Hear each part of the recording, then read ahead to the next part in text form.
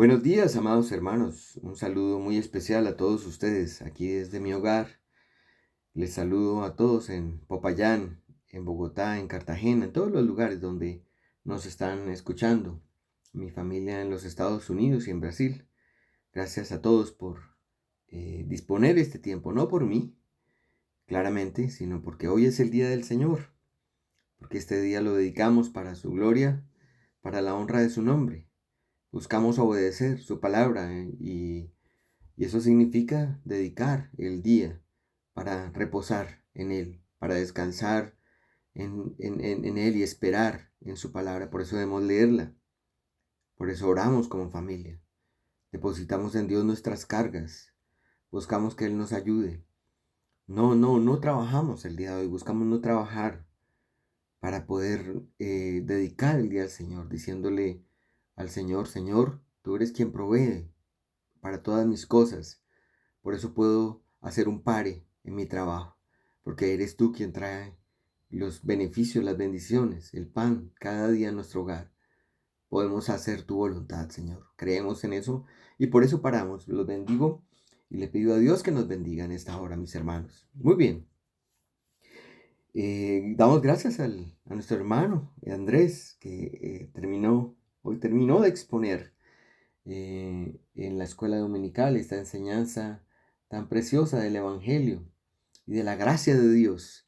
Y ahora vamos, hermanos, a esta segunda parte de nuestro culto regular al Señor, que consiste en leer la palabra, que la vamos a hacer en unos segundos, de orar al Señor y buscar también, hermanos, estudiar y exponer las Sagradas Escrituras de la manera más fiel posible. Eh, Tomamos siempre un tiempo, ahora nos estamos tomando un poquito más de tiempo, pero estando en nuestras casas creo que podemos dedicar ese tiempo para aprender más del Señor. Entonces vamos a leer las Sagradas Escrituras. Vamos al libro de Hebreos. Hoy vamos a estar leyendo el capítulo 7 de Hebreos y aunque el capítulo 7 tiene 28 versículos, vamos a estar leyendo solamente 10. Yo voy a estar haciendo, como es costumbre, estaré haciendo la lectura. Les pido a ustedes que busquen por favor sus Biblias. Hebreos capítulo 7, del verso 1 al verso 10. Muy bien. Si estamos ya en Hebreos 7, el 1 al 10 voy a hacer la lectura pausada, porque sé que hay niños en los hogares, y vamos a buscar con esta lectura dar una claridad en la lectura de lo que vamos a exponer el día de hoy. Muy bien. Entonces dice así la palabra de Dios, Hebreos 7 del 1 al 10. Porque este Melquisedec, rey de Salem, sacerdote de Dios, del Dios Altísimo, que salió a recibir a Abraham, que volvía de la derrota de los reyes, y le bendijo, a quien asimismo dio Abraham los diezmos de todo, cuyo nombre significa primeramente Rey de Justicia, y también Rey de Salem, esto es, Rey de paz, sin padre, sin madre, sin genealogía, que ni tiene principio de días ni fin de vida, sino hecho semejante al Hijo de Dios, permanece sacerdote para siempre. Considerad pues cuán grande era éste, a quien aún Abraham, el patriarca, dio diezmos del botín.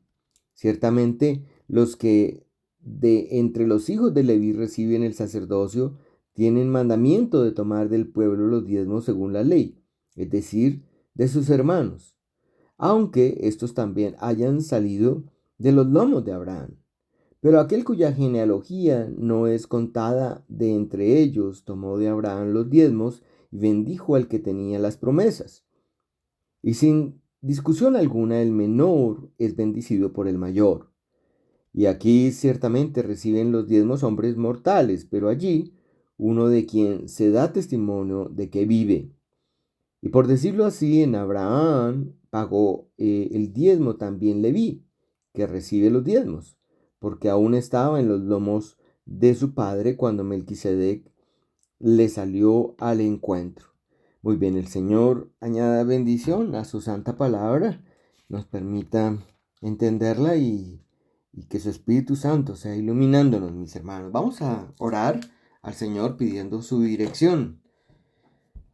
Les pido que por favor cerremos nuestros ojos, inclinemos nuestro rostro, para que todos juntos oremos al Señor, ustedes en sus hogares y yo desde aquí pidamos que Dios en este momento nos dé la sabiduría, el entendimiento, nos ilumine, nos llene de su espíritu para poder enseñar la palabra y entenderla. Padre amado, Señor que estás en los cielos, santificamos y bendecimos tu nombre, oh Dios. Dios, damos gracias por tu presencia en este lugar, en nuestros hogares.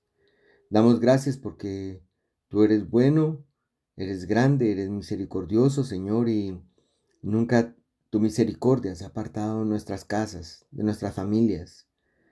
Cada día nos has mostrado, Señor, tu voluntad, nos has mostrado tu gracia. Dios Santo, te ruego en el nombre de Jesús que en esta hora nos asistas, que nos ayudes, Señor, para comprender las sagradas escrituras, que bendigas, Señor, la exposición de la palabra, que nos llenes de tu espíritu, así como llenaste a tus discípulos, a tus apóstoles y has llenado a muchos hombres alrededor del mundo cada día durante décadas y durante siglos, como llenaste a Esteban, a Felipe, a Pedro, a Andrés, a Juan, al apóstol Pablo. Llénanos también a nosotros, tanto para predicar como para comprender lo que tú nos estás enseñando, Dios Santo. Bendice, Señor, el libro de Hebreos, la exposición de este libro, bendice esta exposición y permite que lo que aprendamos, Señor, lo podamos aplicar a nuestra vida cristiana para reflejar el carácter tuyo, Señor, para mostrar a otros que nuestro Redentor vive, para mostrar a otros que las Sagradas Escrituras, Señor, son nuestra única norma de fe y conducta y que nos guía por el camino eterno. Bendito y alabado seas por siempre, mi Señor. Nos abandonamos a tus pies, como siempre, reconociendo nuestra necesidad de ti y buscándote, Señor, durante el día de hoy, Señor, en oración, en lectura y también en la exposición y también en los cánticos, Señor, que cantamos en los hogares, los himnos que, Señor, cantamos para tu gloria. Bendito y alabado seas por siempre en nombre de Jesucristo. Amén. Así es, mis hermanos, entonces hoy vamos a estar exponiendo solamente los primeros 3 versículos del capítulo 7 de Hebreos. Realmente estuve estudiando esta semana el capítulo 7 hasta el verso 28 y bueno, también leí algo del capítulo 8. Bueno, leí también el capítulo 8 y yo me doy cuenta que, claro, entramos en un terreno donde tenemos que tener varias herramientas para poder hacer una interpretación correcta de las Sagradas Escrituras. Entonces, porque estamos hablando del sacerdocio levítico, del sacerdocio de Aarón, de sus hijos, establecido por Dios. Y estamos hablando ahora de un orden diferente, de un sacerdocio diferente, que es esto que vamos a exponer el día de hoy. Y estamos hablando de cosas que se revelaron y se escribieron en el Antiguo Testamento, en el libro del Éxodo, de Génesis, Éxodo, de Deuteronomio, de Levíticos, en el Pentateuco, y que nosotros ahora en el Nuevo Testamento estamos en Hebreos buscando interpretar lo que este autor está interpretando de esos textos. O sea, él interpretó los textos del Antiguo Testamento y nosotros ahora estamos interpretando lo que él escribió de su interpretación del Antiguo Testamento. Entonces eso es bien divertido, por eso necesitamos tener unas buenas herramientas. Bien, hermanos, comencemos. En mensajes anteriores sobre la carta a los Hebreos expusimos que Jesucristo es nuestro gran sumo sacerdote.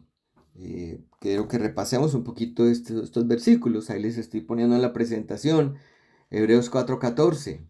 Si ustedes lo recuerdan, aquí dice, teniendo un gran sumo sacerdote que traspasó los cielos, Jesús, el Hijo de Dios, retengamos nuestra profesión. ¿Recuerdan esa predicación? Ahí está igual en YouTube. Y lo que está diciendo es, Él es nuestro gran sumo sacerdote, nuestro Señor Jesucristo, y traspasó los cielos, porque Él claramente murió, pero también resucitó. Y Él ascendió a los cielos. Pero también eso es una figura de cuando Él, como sumo sacerdote, traspasó el velo para entrar al lugar santísimo.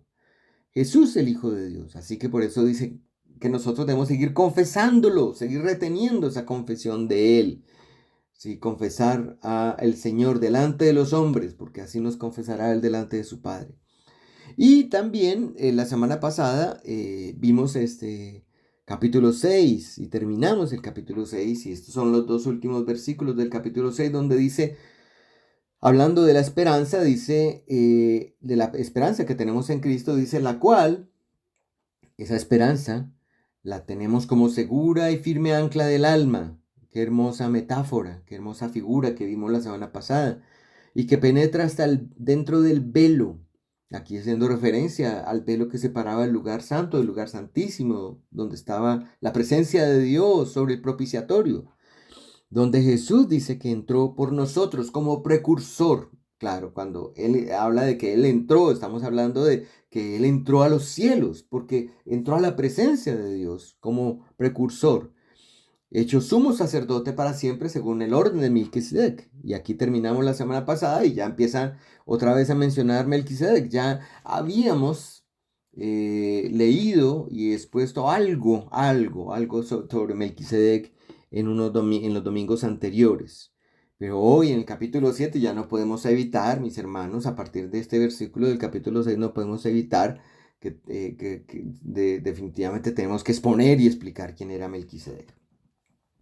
Entonces, con estos dos versículos también vimos en todo el contexto histórico del tabernáculo, si lo recuerdan, del templo y del sacerdocio levítico, que lo que está detrás del velo es ese lugar santísimo, como lo decía, que prefiguraba la presencia de Dios sobre el propiciatorio, que era donde Dios venía a encontrarse con su pueblo. Así que esta palabra nos dice que este velo fue traspasado por Jesús. Y Él ahora está sentado, como lo dice Hebreos capítulo 1, en los primeros versos, a la diestra de la majestad en las alturas. Y traspasó los cielos y entró allí primero a la misma presencia del Dios Padre, como nuestro precursor. Y esa palabra es importante, ¿no? Que Él fue primero como precursor. ¿Por qué? Lo explicamos, porque nosotros vamos detrás de Él. Como nosotros somos seguidores en esperanza de nuestro Señor Jesucristo, le seguimos, nosotros vamos en fe detrás de Él, a la misma presencia del Dios Padre, Hijo y Espíritu Santo en los cielos. Y todo esto en virtud de lo que Él hizo, de la redención que el Hijo de Dios, nuestro Señor, logró en la cruz del Calvario. Y obviamente también por la resurrección de los muertos. Y bueno, hermanos, es el evangelio que predicamos. Nosotros insistimos en que debemos predicar a Cristo, a nuestro Señor, a nuestro Salvador. No le damos muchas vueltas a esto y no tratamos de entretener a las personas en las reuniones, ni muchas cosas. A veces coloco ilustraciones con el propósito de que podamos tener un trasfondo más claro y entender un poco la historia. Sin embargo, nunca ha habido un propósito de entretener. Realmente lo que hacemos es buscar comprender las palabras de nuestro Señor en las Sagradas Escrituras. Muy bien. Entonces ahora al finalizar este capítulo 6 de Hebreos, les decía que llegamos al verso 20, donde allí dice, en la última parte que está en la presentación, dice que Jesús, dice, hecho sumo sacerdote para siempre según el orden de Melquisedec. Y aquí empieza a hablar de un orden. Y claramente muestra que es un orden de sacerdocio, que es diferente al orden que hemos estudiado, que era el orden de levítico, del sacerdocio levítico, de Aarón y sus hijos, establecido por Dios, por supuesto. Entonces, hoy en la exposición de la palabra vamos a estudiar y comprender entonces quién fue ese personaje llamado Melquisedec. Muy importante entender quién es y bueno, también vamos a entender su relación con nuestro Señor Jesucristo. Por eso el título del mensaje hoy es bastante sencillo, es Melquisedec y su relación con nuestro Señor Jesucristo. Entonces vamos a mirar tres cosas. En primer lugar, vamos a describir quién fue Melquisedec. Eso es lo que vamos a hacer en primer lugar. Con este título, Melquisedec y su relación con nuestro Señor Jesucristo. Entonces, ¿quién fue Melquisedec? Miren, hermanos, este enigmático personaje es mencionado solamente 2 veces en el Antiguo Testamento y 9 veces en esta carta a los Hebreos. Eso es lo que encontramos en las Sagradas Escrituras. Voy a poner aquí en la presentación una de las veces donde es mencionado en el Antiguo Testamento, que es el Salmo 110:4. Si lo pueden ver, dice allí, juró Jehová y no se arrepentirá. Tú eres sacerdote para siempre según el orden de Melquisedec, que es lo mismo que nos dice allí en Hebreos 6:20. Y otro texto, el segundo texto, donde aparece en el principio de la Biblia, o se hace mención de Melquisedec, que es como digamos, el más importante, está en Génesis 14, del 17 al 20. Y voy a leerlo, dice allí, cuando volvía de la derrota de Kedorlaomer, este era, para todos era un rey, era el rey de Elam, y dice allí, y de los reyes que con él estaban, salió el rey de Sodoma a recibirlo al valle de Sabe. Aquí está hablando de que el que volvió de esa derrota, de derrotarlo, a que Dorlaomer fue Abraham. Entonces sale el rey de Sodoma a recibirlo en el valle de Sabe. Dice allí que es el valle del rey. Y aquí entonces dice, entonces Melquisedec, rey de Salem y sacerdote del Dios Altísimo, sacó pan y vino y le bendijo, diciendo, bendito sea Abraham, porque todavía no se llamaba Abraham, sino Abraham, de Dios Altísimo, creador de los cielos y de la tierra, y bendito sea el Dios Altísimo, que entregó tus enemigos en tu mano y le dio a Abraham los diezmos de todo. Estos son los dos textos en los que hace referencia o en los que se menciona en el Antiguo Testamento el nombre de Melquisedec. Solamente en estos dos textos. No hay otro texto donde se mencione a este personaje.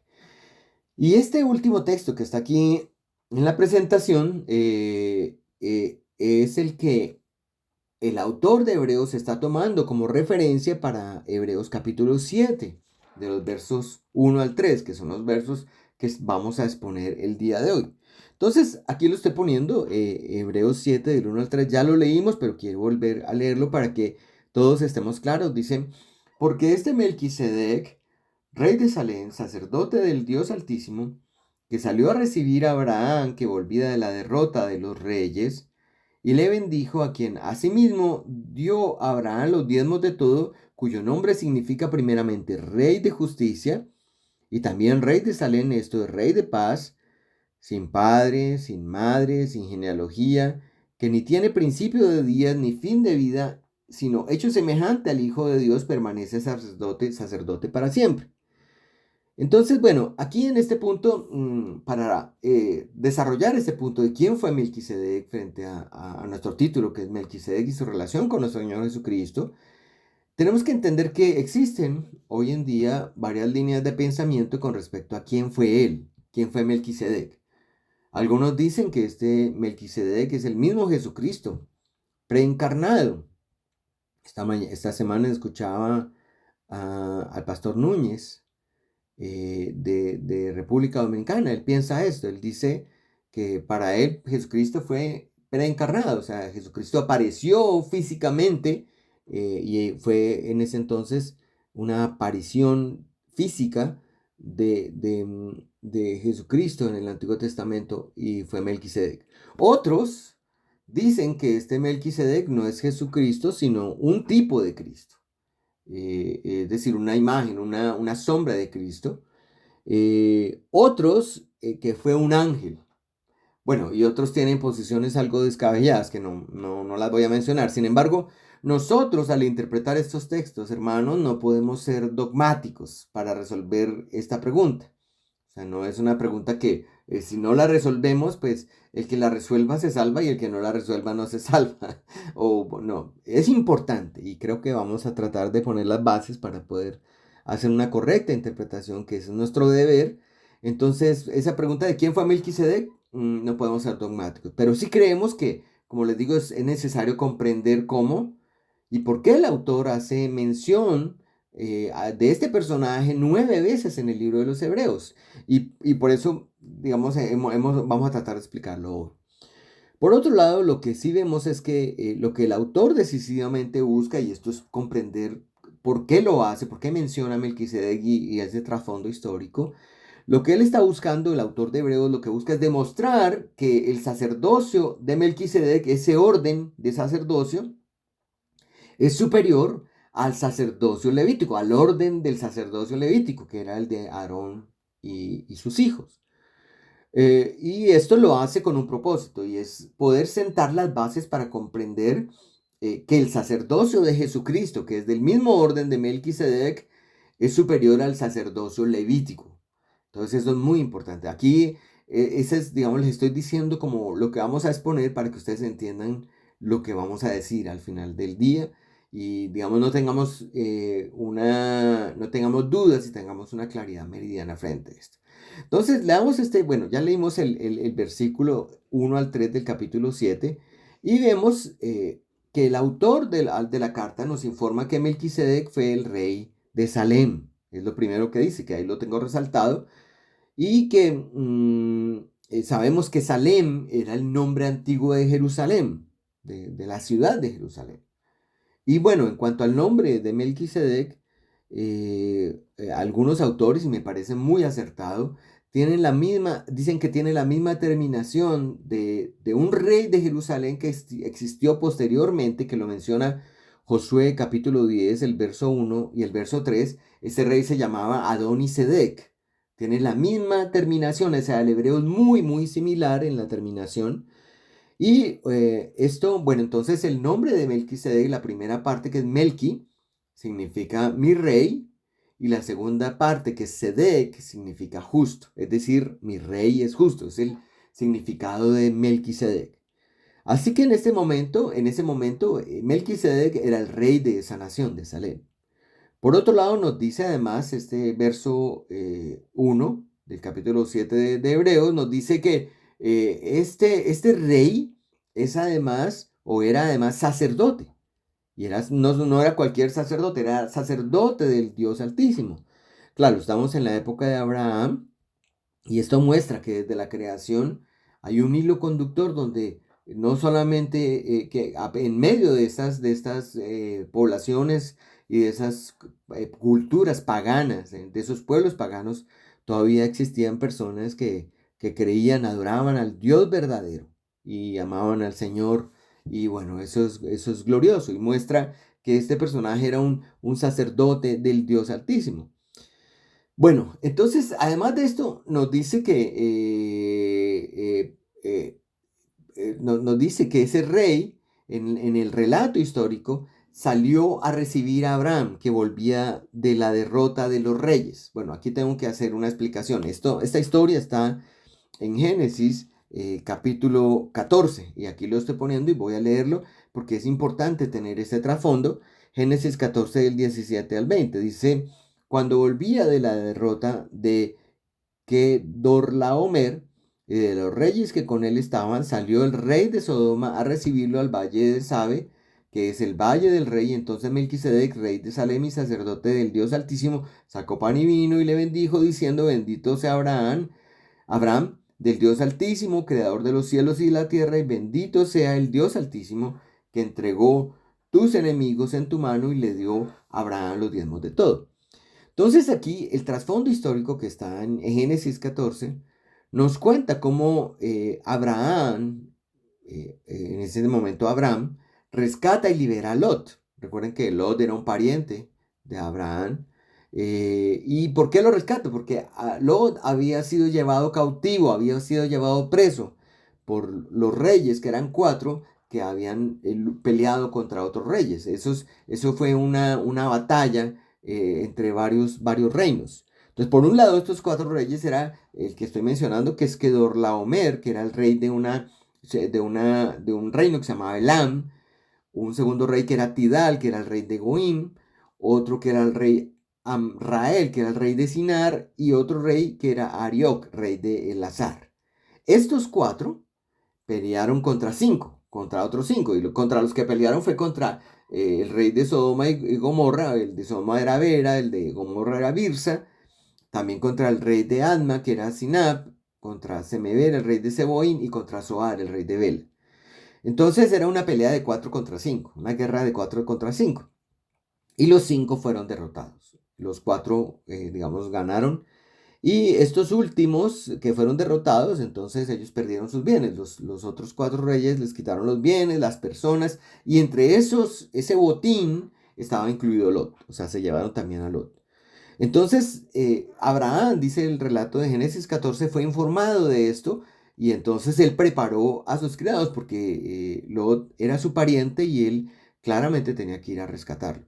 Entonces él tomó, dice allí la escritura, que tomó 318 de sus criados, los armó y siguió a estos reyes y les cae, los ataca de noche y él entonces logra que vencerlos y ellos escaparon y finalmente los persigue y claro, finalmente Abraham recuperó los bienes y también a Lot. Recuperó los bienes que había robado de estos reyes, pero también recuperó a Lot y los bienes de Lot y bueno, las mujeres y la demás gente que habían sido llevados presos, cautivos. O sea, fue una victoria de Abraham. Él llega, en este capítulo 7 lo que vemos es, está haciendo un recuento de cuando llega Abraham victorioso de haber vencido a estos 5 reyes.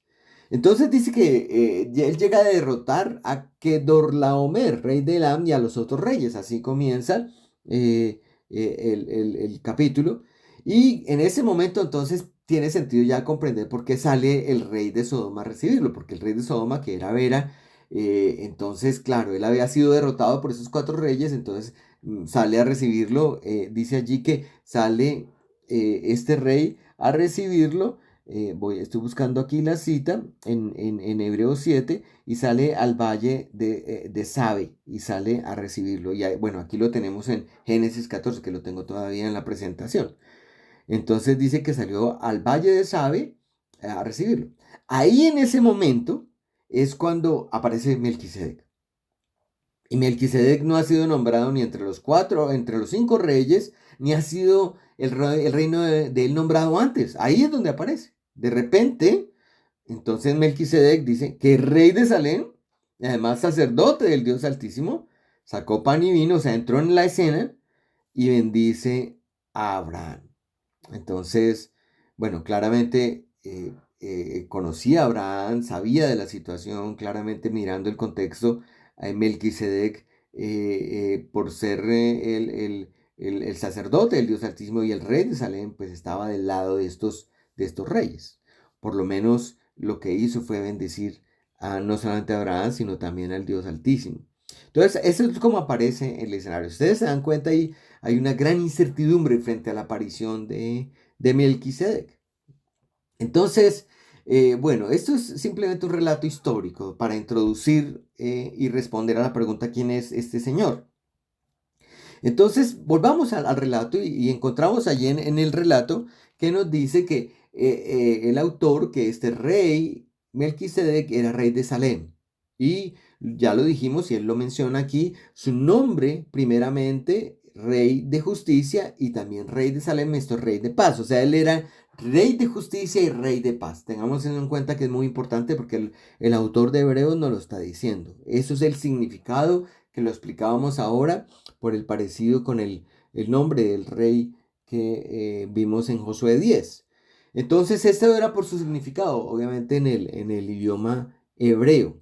Aunque recordemos que posiblemente el autor de Hebreos tomó o leyó todo el Antiguo Testamento y toma la interpretación del Antiguo Testamento basado en la Septuaginta, que fue una traducción del griego del hebreo al griego del Antiguo Testamento, entonces, sin embargo, él hace alusión a esto en sus nombres hebreos. Bueno, en este relato de Génesis 14 que leímos, vimos que dice que Melquisedec saca pan y saca vino, y él, perdóneme, él bendice a Abraham de esta manera. Mire la bendición es, él le dice, bendito sea Abraham del Dios Altísimo, creador de los cielos y la tierra, y bendito sea el Dios Altísimo, que entregó tus enemigos en tu mano y le dio a Abraham los diezmos de todo. Entonces, la razón por la que bendice Melquisedec a Abraham es porque Dios estaba con Abraham y porque Dios logró pues, en su soberanía, en su providencia, logró que Abraham venciera. Entonces, por cuanto Dios entregó a los enemigos en la mano de Abraham, entonces Melquisedec lo bendice. Es bien importante esto que lo tengamos en cuenta para entender un poco el trasfondo.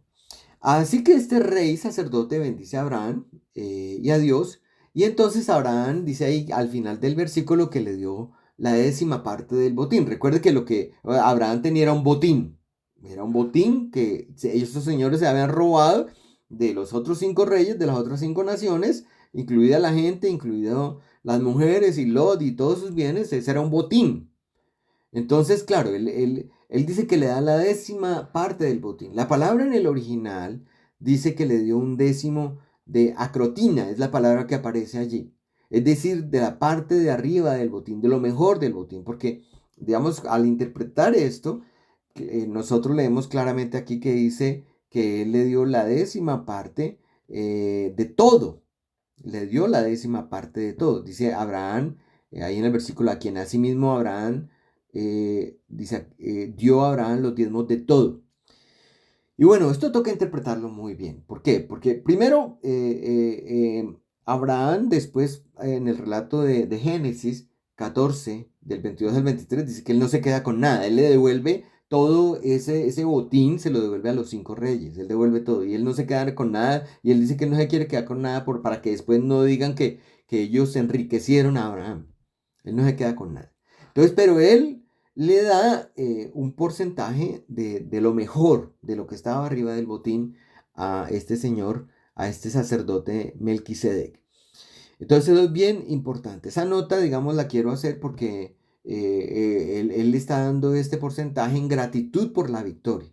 No fue algo ordenado por Dios. Ustedes pueden leer el contexto histórico hasta Génesis 14 capítulos nomás y pueden darse cuenta que no hay ninguna orden de Dios sobre que él tenía que empezar a diezmar regularmente.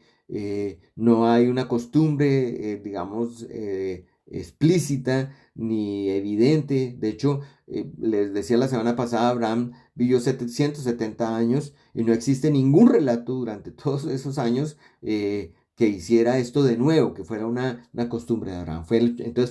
Esto fue un hecho específico.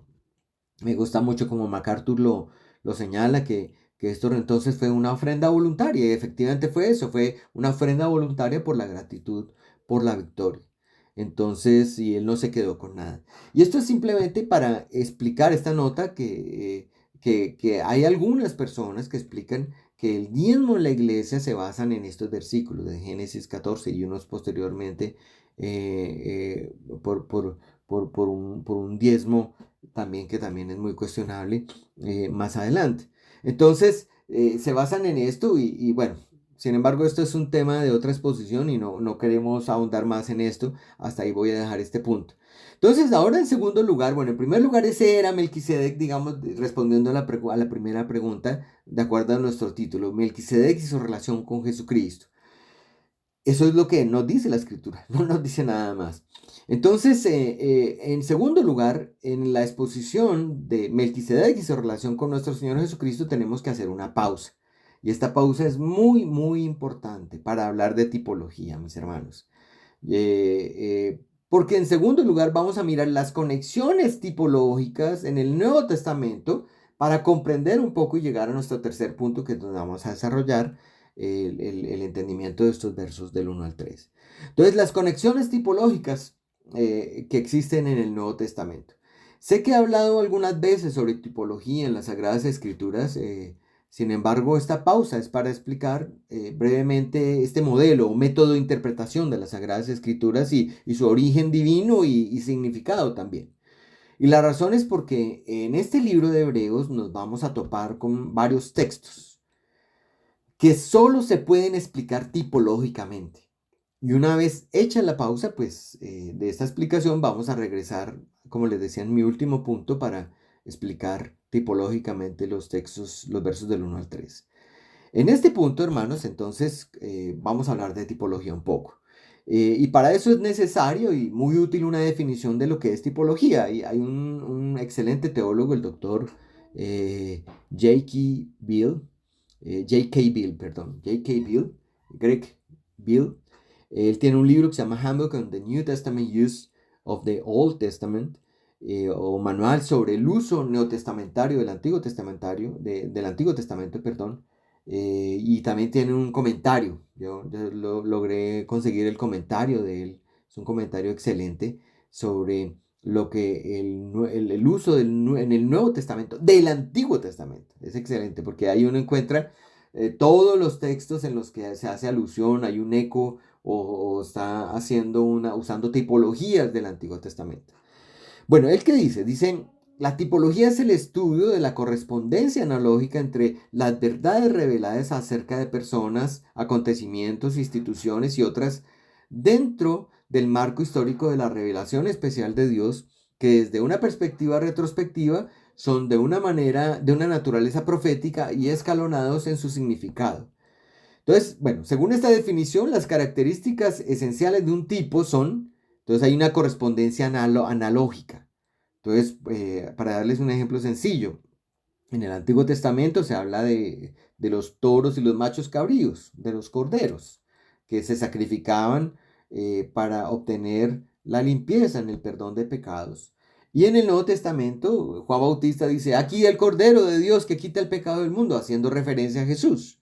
Entonces, claro, Jesús, hay una correspondencia analógica entre el Cordero, Jesús, el Cordero de Dios, que quita el pecado del mundo, y la correspondencia analógica con el sacrificio, este animal que era sacrificado en el Antiguo Testamento.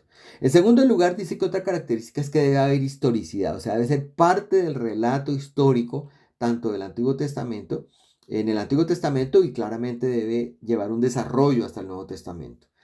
Otra característica es que debe orientarse hacia el futuro. Claro, cuando en el Antiguo Testamento estaban haciendo esto tenía un propósito y era simplemente mostrar que había un Mesías prometido, vendría uno que iba a ser el Redentor, que iba a redimirnos. Entonces, esa historicidad nos lleva hacia el futuro. Eso es otra característica del tipo. Y escalonado es que es mayor, digamos, obviamente el antitipo, y perdónenme que empiezo a introducir este lenguaje. Tipo es, por ejemplo, en el caso del cordero, es el animal que usaban en el Antiguo Testamento, y antitipo es el cumplimiento del tipo, es ya la realidad, la esencia. Algunos teólogos usan la palabra la sustancia, como en el caso de Jesucristo. Ahorita vamos a ver más en detalle para que entendamos. Entonces, lo que el autor J.K. Beale está diciendo es que hay una correspondencia analógica entre esas verdades que se revelan tanto para personas, acontecimientos, instituciones, dentro de ese marco histórico y con el Nuevo Testamento. Entonces es bien interesante porque esa tipología es la que nos ayuda a nosotros a comprender el significado del Antiguo Testamento. Recordemos que esas tipologías encontradas en las Sagradas Escrituras son divinamente ordenadas. ¿Por qué? Claro, cuando usted ve que Juan dice aquí el Cordero de Dios que quita el pecado del mundo, claramente Juan está haciendo una analogía y eso es palabra inspirada. Entonces por eso nosotros claramente decimos que son ordenadas por Dios dentro de la misma revelación progresiva. Entonces, pero hay que tener en cuenta que algunas características encontradas en la Biblia sobre lo que es un tipo y lo que es un antitipo. Espero que me vayan siguiendo mis hermanos, no quiero confundirlos hoy, pero es necesario pasar por este lado. Entonces vamos a hablar de lo que dice otro doctor en teología excelente, es Henry Lawrence. Él tiene un libro sobre el bautismo y él dice lo siguiente, dice tres cosas. Primero, los tipos son inferiores a los antitipos. Y ahora vamos a mirar unos ejemplos. Entonces, porque ellos simplemente eran algo que mostraba algo que iba a venir en el futuro. Entonces, era la sombra, era la imagen. Figuraban o mostraban algo. Por ejemplo, Adán y Cristo. Cuando leemos Romanos 5, ahí el apóstol Pablo dice que hay un segundo Adán, que es Jesucristo. Y está mostrando que Adán era un tipo de Cristo. Entonces, el tipo que es Adán es inferior. O sea, frente a Cristo, por supuesto, lo que mostraba, ¿no? Bueno. Y segundo lugar, él dice que esos tipos no son verdaderos en sí mismos, son incompletos, son una sombra de lo que habría de venir. Es decir, cuando hablamos, por ejemplo, de la sangre del cordero, o sea, la sangre de los machos cabríos, de los toros, no estamos diciendo que esa era la sangre de Cristo. Bueno, ahora me adelanté, pero hoy vamos a hablar de una pregunta que vamos a hacer más adelante. Y Laurens también dice en tercer lugar, cuando el antitipo, o la verdad llega a su cumplimiento, ese tipo cesa, ya no es necesario. Sí, bueno, por ejemplo, el caso de los sacrificios. Vamos a mirar unos ejemplos, pero esto es para que nosotros entendamos que el tipo siempre revela algo más grande y diferente que a ellos mismos, que al mismo tipo. Es como decir las sombras versus lo que es la realidad, la verdad, la sustancia. Las imágenes versus lo que son las realidades que revelan. Entonces, para interpretar las Sagradas Escrituras tenemos que entender que la Biblia nos habla en un lenguaje tipológico y debemos comprender esto. No es tan difícil, es en la medida que nosotros vamos a mirar ejemplos, vamos a comprenderlo para poder retomar los 3 versículos de Hebreos 7 y poder continuar adelante, porque vienen adelante muchas tipologías y yo quiero que ustedes estén como bien claros frente a lo que eso significa. Entonces, quiero que miremos este ejemplo. Si ustedes ven aquí, estamos hablando de Juan 6, del 32 al 33 y Juan 6, 58, donde Jesús dijo, estas son palabras de nuestro Señor Jesucristo, Él dice, de cierto os digo, no os dio Moisés el pan del cielo, mas mi Padre os da el verdadero pan del cielo, porque el pan de Dios es aquel que descendió del cielo y da vida al mundo. Eso está en Juan 6, 32 y 33. Y en el verso 58 Jesús dice, este es el pan que descendió del cielo, no como vuestros padres comieron el maná y murieron. El que come de este pan, el que bajó del cielo, vivirá eternamente. Entonces aquí vemos, perdón, corrijo aquí. Aquí vemos que el tipo es el pan terrenal, o sea, el maná. Ese es el tipo. Y el antitipo, que es lo que ya Jesús está explicando, es el pan del cielo. Jesús dice que este último, el pan del cielo, es el verdadero y que el otro era temporal. Y efectivamente así fue. El tipo fue temporal. Maná existió por un periodo de tiempo, pero ya después ya no existió. Pero prefiguraba el verdadero pan celestial, que es lo que Jesús está diciendo. Entonces, si observamos cómo el mismo Jesús interpreta el Antiguo Testamento, nosotros nos damos cuenta que eso era la forma como él y sus apóstoles interpretaron. Muestra lo que era una imagen y lo que era la realidad. Bueno, esto es para decirles que nosotros, y bueno, lo hago más que todo porque también en las exposiciones de los salmos que he hecho en estos miércoles, me han hecho preguntas de cómo es que, por qué conecto algunas cosas que pues, sabiendo que tienen un contexto específico en el Antiguo Testamento, por qué las conecto con cosas del Nuevo Testamento. Ahí está la razón, digamos una de las razones. Entonces aquí vemos que esta realidad, esta forma de interpretar que el Señor Jesús nos muestra con estos 2 versículos. Esperemos, mire hermanos, esperemos ver en el Nuevo Testamento el cumplimiento de patrones que encontramos en el Antiguo Testamento. Estos tipos en el Antiguo Testamento tienen un significado en su contexto histórico. O sea, claro, el maná, por ejemplo, tenía su propio significado. Era un alimento que Dios había dado para que ellos no murieran de hambre. Pero también apuntan a una verdad que es develada, que es ya revelada en el Nuevo Testamento. Es por esto que el Nuevo Testamento es el mejor intérprete del Antiguo Testamento. Y bueno, esto también se los he hablado un poco en la teología bíblica. El Nuevo Testamento es el mejor intérprete del Antiguo Testamento. La Biblia se interpreta a sí mismo. Así el maná, en el contexto del relato de Moisés, cumplió ese propósito de que el pueblo, como les digo, no muriera de hambre y que pudiera haber allí la gloria y el poder de Dios para sostenerlos. Y después vendría, obviamente, su juicio. Nosotros vemos claramente en las Sagradas Escrituras la revelación progresiva de los propósitos de Dios en Cristo Jesús. Pero por esto aquí vemos que Jesús es el pan del cielo. No podemos decir que Jesús es el maná, o sea, el maná físico, ese pan físico. El maná era maná en su contexto histórico, pero su significado vino a comprenderse en el Nuevo Testamento y por el mismo Jesús. Dios proveyó de este pan del cielo y el que de él come vivirá eternamente. Eso es lo que nos dice las Sagradas Escrituras. Entonces, bueno, vamos a mirar otro ejemplo, hermanos, para que podamos comprender esto con mayor profundidad. Está en 1 Corintios 10:4. Aquí lo estoy poniendo en la presentación. Dice 1 Corintios 10:4. Dice, y todos comieron el mismo alimento espiritual y todos bebieron la misma bebida espiritual porque bebían de la roca espiritual que los seguía y la roca era Cristo. Otra vez, estamos hablando ahora de la roca. Y ustedes recordarán esa roca, está en Éxodo 17:4. ¿Sí? Había una roca física, el pueblo, pues, de la cual Dios hizo brotar agua para calmar la sed del pueblo.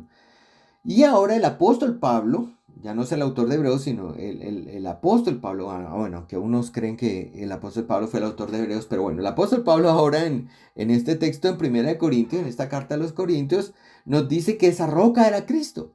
Entonces tenemos la roca física, que era el tipo, usada en el Antiguo Testamento, y Cristo, o sea, el antitipo, que es la roca espiritual. La roca física en su contexto tuvo un propósito y un significado y era para calmar la sed del pueblo y para mostrar la gloria y el poder de Dios y después claramente el juicio. De nuevo, Cristo no fue, hermanos, la roca física, ni esa roca del Antiguo Testamento se convirtió en Cristo. Era la imagen de una verdad más profunda que ahora el apóstol Pablo está mostrando. Yo creo, espero que me vayan siguiendo con este ejemplo que tuvimos del pan del cielo y de la roca que es Cristo, para que entendamos un poco la tipología. Y si Jesús, hermanos, y los apóstoles de forma autoritativa interpretan desde el Nuevo Testamento el Antiguo Testamento a través de tipologías, entonces, hermanos, nosotros, con más veras, nosotros debemos interpretar el Antiguo Testamento tipológicamente.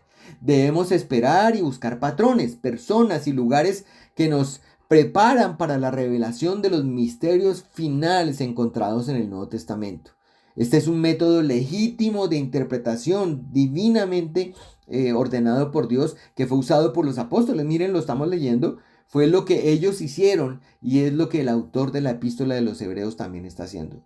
Aquí claramente, hermanos, hay que advertir, ¿no? Que muchas personas abusaron de la tipología y entonces ellos empezaron a alegorizar, ya empezaron a buscar cualquier cosa y decir, todo lo que sea agua representa la palabra, todo lo que sea rocas en el Antiguo Testamento representa a Cristo, todo lo que sea pan representa a Cristo. Entonces, cada vez que apareciera algo así, lo alegorizaban y ya caer de la tipología a la alegoría es un error grave.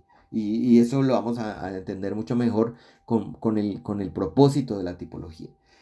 Entonces, por ejemplo, vamos a mirar otro texto en Hebreos 10:1 y lo que el autor aquí nos está diciendo es algo bien interesante. Dice, hablando de la ley, dice, porque la ley, teniendo la sombra de los bienes venideros, no la imagen misma de las cosas, nunca puede por sí mismo, por los mismos sacrificios que se ofrecen continuamente cada año, hacer perfectos a los que se acercan.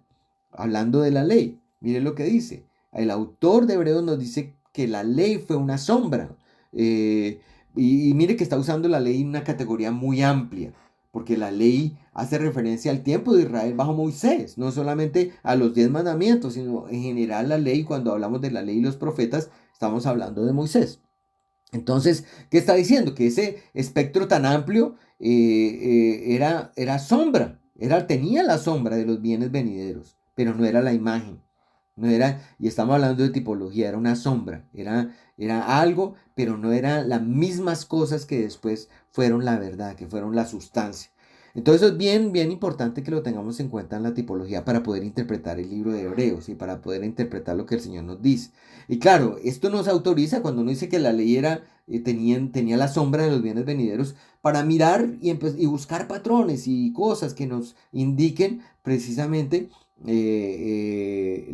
nos muestren a Cristo, nos hagan ver esta realidad en el Nuevo Testamento. Y aquí, bueno, aquí tenemos otro texto que es Colosenses 2:17, también de otra carta del apóstol Pablo, donde él dice, todo lo cual, y está hablando también de las leyes ceremoniales, todo lo cual es sombra, otra vez, de lo que ha de venir, era sombra, pero el cuerpo es Cristo. Y aquí, bueno, la palabra cuerpo se puede traducir como sustancia. O sea, una cosa era la sombra y otra cosa era la sustancia.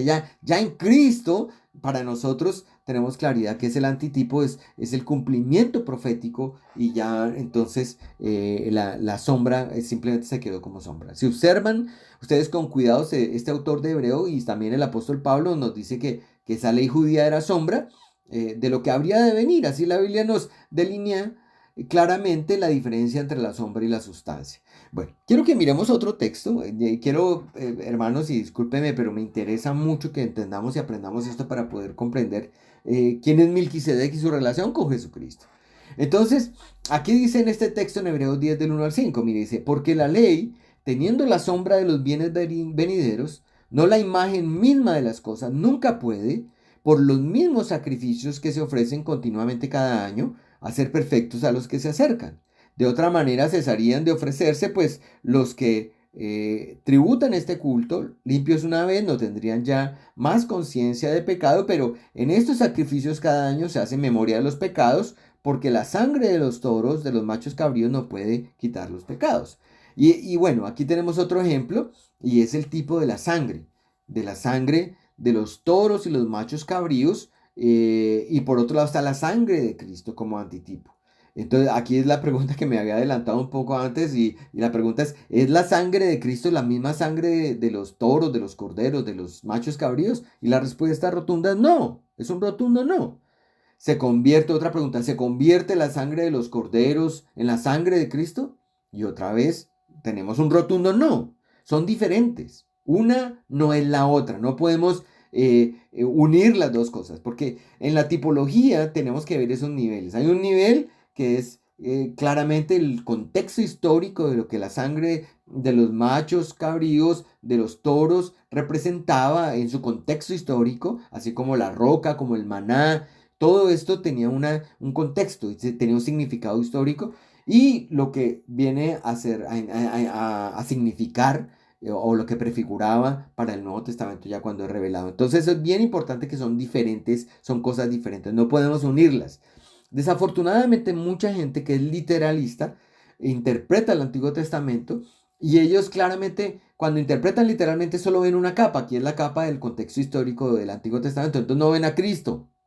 Dice, no, pero ¿cómo voy a ver a Cristo si eso es un maná, si eso es una roca? Sí, inclusive, por ejemplo, la serpiente, la imagen de bronce de la serpiente ardiente que levantó Moisés, que también era un tipo de la salvación que Cristo traía al confiar en él para como redentor. Entonces, mucha gente no ve esto y entonces no puede ver claramente a Cristo.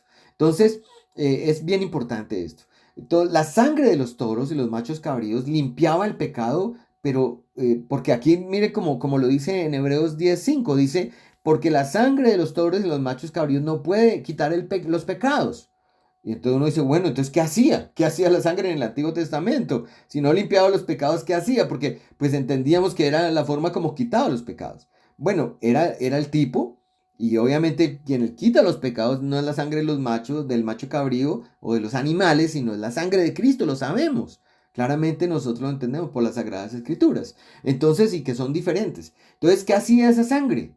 Esa sangre no limpiaba la conciencia, no quitaba el pecado realmente para perdón y vida eterna, para ser redimido. Realmente esa sangre lo que hacía era limpiar la carne, limpiaba el pecado en la carne, porque recuerde que los habitantes del pueblo de Israel debían estar limpios para que pudieran vivir en la tierra que Dios había prometido que era Canaán. Por eso cada año ellos tenían que hacer estos rituales de limpieza y así era como se limpiaban ellos. Pero todo esto prefiguraba precisamente el perdón de pecados que venía a través del derramamiento de la sangre de Cristo en la cruz del Calvario. Entonces, por eso esa sangre de esos machos no limpiaba la conciencia para siempre. Y mire otra vez, leamos, mira, ahí está en la presentación Hebreos 10 del 1 al 5. Porque la ley, teniendo la sombra de los bienes venideros, no la imagen misma de las cosas, nunca puede, por los mismos sacrificios que se ofrecen continuamente cada año, hacer perfectos a los que se acercan. No había forma de ser perfectos a través de esa limpieza, ¿sí? De otra manera, si hubiera sido así, y el autor mismo lo interpreta, cesarían de ofrecerse porque ya eran limpios, ya no tenían que ser limpios de nuevo. por los que tributan, dice este culto, limpios una vez no tendrían ya más conciencia de pecado. ¿Por qué no tendría más conciencia de pecado? Porque esa sangre los hubiera limpiado en su conciencia. Pero no era así. Pero dice acá, en estos sacrificios cada año se hace memoria de los pecados. Otra vez volvían a salir los pecados, porque la sangre de los toros, dice, no puede quitar los pecados. Y acá está hablando de quitar el pecado ya, permanentemente, para ser salvos eternamente. Entonces, yo quiero que volvamos un momento a la definición, simplemente para recordar, y ahorita nos vamos al punto que queremos resolver el día de hoy. Otra vez, J.K. Bill, este doctor en teología, nos dice, ¿qué es la tipología? Es el estudio de la correspondencia analógica entre verdades reveladas acerca de personas, como lo vimos en los ejemplos, acontecimientos, instituciones, por ejemplo, la misma religión, el pueblo de Israel, y otras cosas dentro del marco histórico de la revelación especial de Dios, que desde una perspectiva en retrospectiva, o sea, mirándolo hacia atrás, son de una naturaleza profética y escalonados en su significado. Entonces, eso tenía un significado. Según esta definición, como les decía, las características entonces eran correspondencia analógica, historicidad, orientación hacia el futuro, escalonamiento y retrospección. J.K. Bill es lo que dice. Y otra vez Lawrence lo que nos dice, esos tipos eran inferiores. La sangre de los toros inferior a la sangre de Cristo. El cordero inferior a Cristo. La roca inferior a Cristo. El pan inferior a Cristo. Eran antitipos, inferiores a los antitipos. El antitipo es Cristo. Simplemente ellos figuraban o mostraban lo que vendría. Y no eran verdaderos en sí mismos. Eran incompletos. Eran una sombra. Por eso decimos que la sangre de manera incompleta, imperfecta, limpiaba al pueblo de Israel. Eran incompletos, era una sombra de lo que habría de venir. Entonces, aquí les quiero, perdónenme, poner un ejemplo. Me gusta mucho, es un ejemplo que el doctor Samuel Renihan dio en la exposición que hizo de este tema de tipología en una clase, en un lecture, en un seminario teológico reformado en los Estados Unidos, donde él ponía este ejemplo y creo que también está en español en alguna página. Él ponía el ejemplo del menú y la cena para hablar de que estos tipos no son verdaderos en sí mismos, son incompletos. Entonces él decía, mire, el tipo es como cuando uno va a un restaurante y pide el menú, pero el menú no es la comida. El menú simplemente me dice a mí, incluso algunos menús ni traen fotos, simplemente me dice qué voy a comer. Y entonces uno coge y dice, mire, quiero esta comida. Pero cuando ya llega la comida, entonces ya uno no se come el menú. Uno devuelve el menú y se come la comida. Es decir, el menú es la sombra. Está incompleto. Simplemente me dice el nombre, pero sabemos que esperamos lo que vendrá después. Ya es la verdad, ya es la realidad, es la sustancia. Entonces a eso se refiere a que los tipos no son verdaderos en sí mismos, sino el antitipo. Y la tercera es que cuando el antitipo o la verdad llega a su cumplimiento, el tipo cesa. Es decir, si ya llega la comida, usted no se queda con el menú, no pelea con el mesero y de que déjeme el menú, no, pues a no ser que quiera pedir otra cosa, pero usted no se queda ni se come el menú, ya no lo necesita. Y así el tipo cesa. Entonces por eso los sacrificios de los corderos, de los toros, de los machos cabríos ya cesaron, la sangre de ellos ya no es necesaria. Por eso aquellos que hoy en día están enamorados del tema judío y de Israel y que incluso quisieran otra vez restablecer los sacrificios, por eso están tan equivocados. No se dan cuenta que ese tipo de las cosas eran sombra y ya no son requeridas porque ya vino Cristo. Ya Él derramó su sangre para que podernos perdonar nuestros pecados, lo que ya no es necesario. Entonces, el tipo siempre revelaba algo más grande y diferente a ellos mismos. Sombras versus sustancias, imágenes versus realidades. Muy bien. Entonces, ahora, hermanos, vamos a mirar en nuestro tercer punto.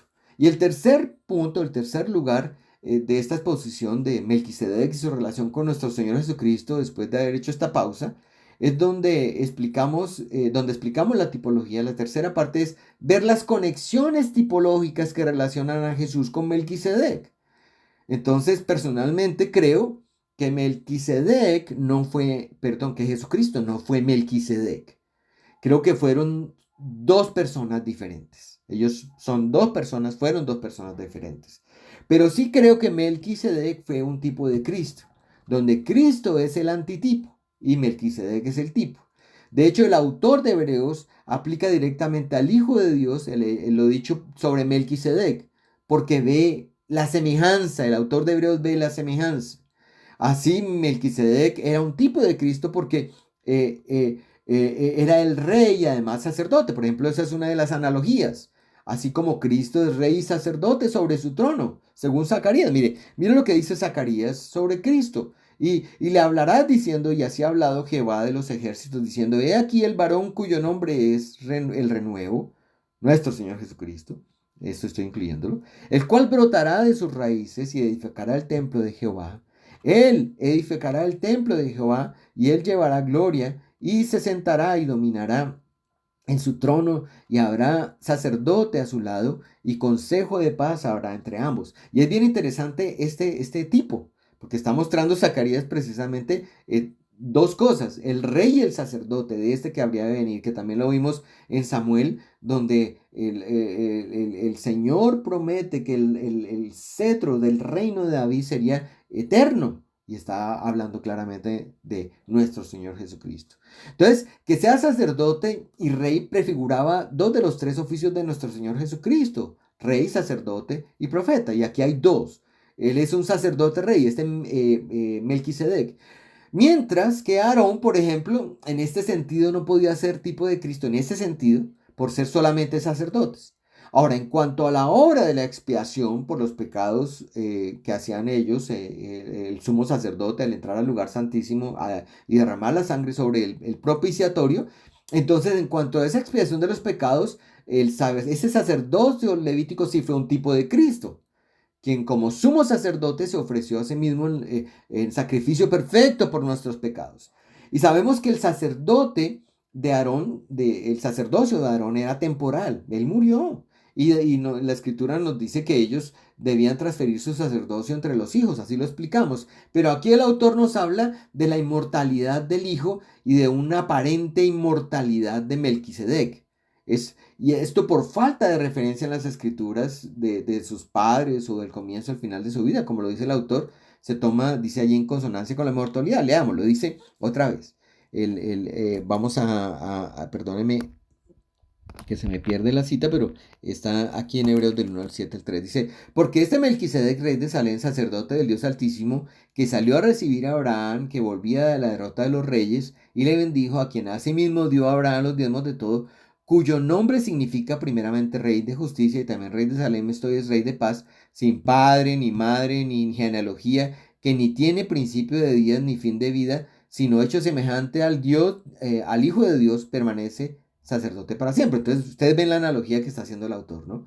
Está mostrando que precisamente por Melquisedec no tener referencia del papá, ni la genealogía, ni la mamá, ni decir de dónde apareció, dónde comenzó, ni dónde finalizó. Entonces lo compara, dice, se hace semejante al Hijo de Dios. ¿Por qué? Porque aquí le da, presume eternidad Melquisedec, pero acuérdate que es un tipo imperfecto, realmente seguramente esta persona murió, pero aquí en lo que expresa la escritura, él está diciendo que él es semejante al Hijo de Dios que permanece sacerdote para siempre. Es lo que nos está diciendo.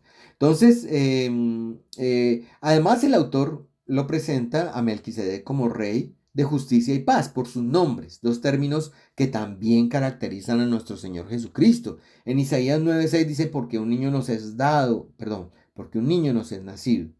Hijo nos es dado, y el principado sobre su hombro, y se llamará su nombre admirable, consejero. Dice allí que se llamaría admirable y consejero. Dios fuerte, Padre eterno, príncipe de paz. Eso es lo que nos dice. Y también nos lo dice en Isaías 11:5. Y será la justicia cinto de sus lomos y la fidelidad ceñidor de su cintura.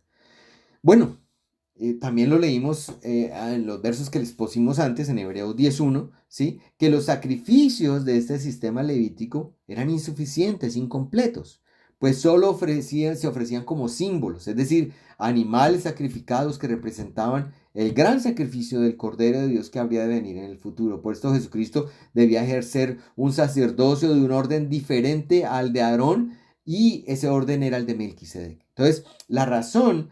Recuerden que aquí tenemos que tener eso muy claro para nosotros, ¿sí? de que hay dos órdenes del sacerdocio, el de Melquisedec, que es este que aparece en Génesis 14, y el de Aarón, que bien establecidas en Levítico más adelante. Entonces, Jesucristo, ¿de qué es sacerdote? ¿De qué orden? Del de Melquisedec, no el de Aarón, de este orden. ¿Por qué? Es un orden que muestra claramente todo eso que les mostré, que Él es príncipe de paz, que Él es rey, que Él es sacerdote rey, que Él es eterno, todas esas características tipológicas que pudimos encontrar en la comparación que hace el autor de Hebreos. A manera de conclusión, hermanos, y solamente quería agrandar esto para poder explicar un poco lo que viene más adelante. Con esta enseñanza de hoy he querido que entendamos las Sagradas Escrituras, lo que nos enseñan, cómo nos señalan a Jesucristo, que Él tiene un sacerdocio de un orden diferente a los de los levitas. De hecho, sabemos que Él no perteneció a la genealogía de los levitas, Él no viene de la tribu de los levitas, de Leví. Él viene de la tribu de Judá, así lo muestran las genealogías que están en el Nuevo Testamento. Si observan entonces el orden de Jesucristo en cuanto a su sacerdocio es el orden diferente, el de Melquisedec. Y Él es además nuestro rey, nuestro sumo sacerdote, quien nos ha redimido eternamente por su sangre. Recordemos esta cita, y aquí me voy hasta Colosenses, el apóstol Pablo en Colosenses 1:14 nos dice, en quien, hablando de Jesús, en quien tenemos redención por su sangre, el perdón de pecados. Por la sangre de Cristo nosotros tenemos redención de pecados. Hermanos, la tipología es legítima. El orden es ordenada por Dios como medio de su revelación progresiva. O sea, Dios nos vamos revelando progresivamente en las escrituras y siempre busca, mire, aquí es un punto importante, la tipología siempre busca mostrar como el misterio de Cristo, como el misterio de Cristo revelado en el Antiguo Testamento, con Cristo, su reino y sus pactos como centro. El centro de la tipología es Cristo, su reino y sus pactos. Cristo está en el centro de la tipología, por eso no debe ser abusada, tiene sus límites. No podemos simplemente alegorizar y empezar a decir y a imaginarnos que todas las cosas o personas o ciudades o situaciones son algún tipo de algo. No, tenemos que buscarlo. Y yo quiero terminar con una cita que es muy conocida por nosotros porque la hemos predicado antes, que nos invita a buscar leer toda la Biblia y a encontrar en las Sagradas Escrituras lo que nos habla del Señor, del Hijo, de nuestro Señor Jesucristo. Y está en Lucas 24, 25 al 27, cuando el Señor va en el camino de Maús y se encuentra con estos discípulos que eran incrédulos y el Señor les muestra, les enseña, dice que Jesucristo está en el Antiguo Testamento. Miren lo que dice. Entonces él, o sea Jesús les dijo, oh insensatos y tardos de corazón para creer todo lo que los profetas han dicho. ¿No era necesario que el Cristo padeciera estas cosas y entrara en su gloria? Claro, porque ellos estaban desmotivados porque Jesús había muerto y decían, ya se acabó esto. Él supuestamente iba a ser un gran redentor, liberador político y social y militar del pueblo de Israel, pero no, murió. Entonces, él les dice, ustedes no entendían las sagradas escrituras. Lo que la Biblia decía era que era necesario que Cristo muriera, que padeciese, que sufriera estas cosas y que entrara en su gloria, que traspasara los cielos. Era importante, era lo que decía el Antiguo Testamento. Leyeron, pero no entendieron. Y entonces, ¿qué hace Jesús? Dice, comenzando desde Moisés, otra vez la ley, y siguiendo por todos los profetas, les declaraba en todas las escrituras lo que él decía, lo que de él decían. Entonces, ¿qué hace Jesús? Que se les apareció allá en el camino de Maús. Les mostró cómo hay una revelación progresiva, tipológica, y cómo estaba mostrando lo que la escritura decía de él en todo el Antiguo Testamento. Y claro, cuando ellos lo escuchaban, ellos dice que ardía su corazón cuando lo escuchaban porque eran cosas que seguramente no le han prestado atención, hermanos. Y eso fue el problema del pueblo de Israel en el primer siglo y es el problema del pueblo de Israel hoy, que ellos se quedaron con las sombras, se quedaron con el menú. No quisieron aceptar, no han querido aceptar que el Mesías ya ha venido, que el antitipo ha cumplido completamente todas las cosas, que hay que cesar todas esas cosas que ellos hacían, porque ya llegó nuestro Señor Jesucristo y toda la Biblia nos habla de Él, de que era necesario que padeciera y que entrara en su gloria, y eso fue lo que ocurrió. Entonces, hermanos, nosotros tenemos que ser hombres, mujeres, niños, niñas, familias de fe, que creamos esas promesas, que tengamos nuestra esperanza en el Mesías, el Señor, nuestro Salvador, porque su sangre es la que a nosotros nos da redención. Tenemos redención por su sangre, como dice el apóstol Pablo, y tenemos perdón de pecados por su sangre, hermanos, no por la sangre de los corderos o los toros o los machos cabríos. Eso era una sombra. Nosotros hoy tenemos redención por lo que Cristo hizo. Tenemos entonces que fijar nuestra mirada en Cristo, nuestra mirada en Él, porque Él es el cumplimiento de las promesas del Antiguo Testamento. Él es el Mesías, el Señor en nuestras vidas. Que el Señor nos bendiga, hermanos, y nos permita seguir aprendiendo de esta palabra en el libro de Hebreos. Oremos.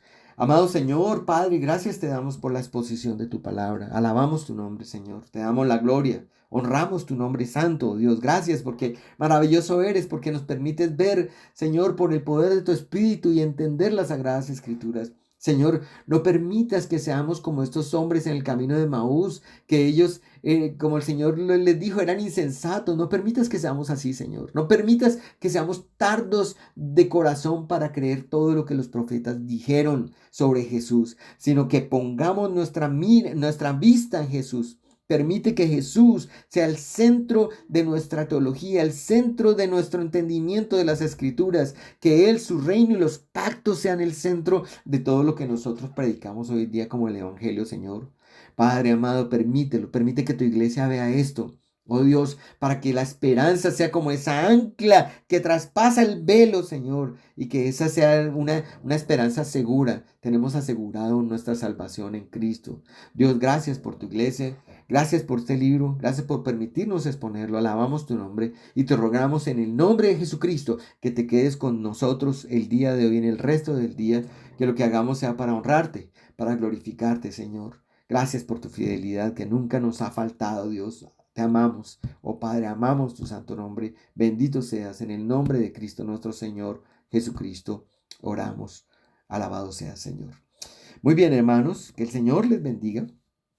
Que Dios les guarde esta semana y los animo mucho a leer toda la Biblia, hermanos. El Señor bendiga sus hogares, sus familias, para que podamos sacar adelante y dar testimonio de nuestro Señor Jesucristo. Amén. Chao, hermanos.